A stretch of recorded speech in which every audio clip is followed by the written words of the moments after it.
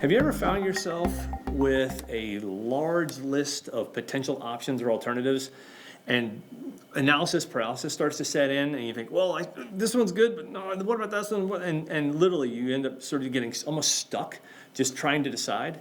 I want to describe for you a concept that I learned about 20 years ago from a very good friend of mine named Bob Sanders.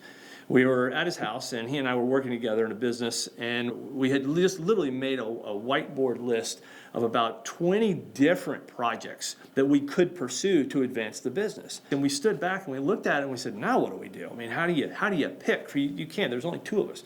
And he said, matched pairs. I said, what's that? And so he proceeded to teach me this concept called matched pairs, and I'm going to teach it to you.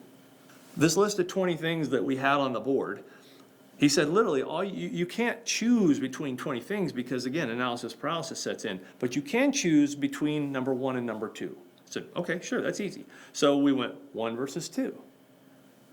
The winner got a vote. And it was 1 versus 3, and the winner got a vote. 1 versus 4, the winner got a vote. And you just go through the entire list this way, going 1 versus until you get to the bottom of the list, and then you go back to number 2. Now it's 2 versus 3, 2 versus 4. Same thing, 3 versus 3, 4, 3 versus 5. And you go through the entire list this way, and what you end up with is essentially a voting card of exactly where your priorities truly lie based upon the same set of criteria. And what was before very fuzzy and very hard to decide is now extremely clear, and you have an action set for what you're going to do next.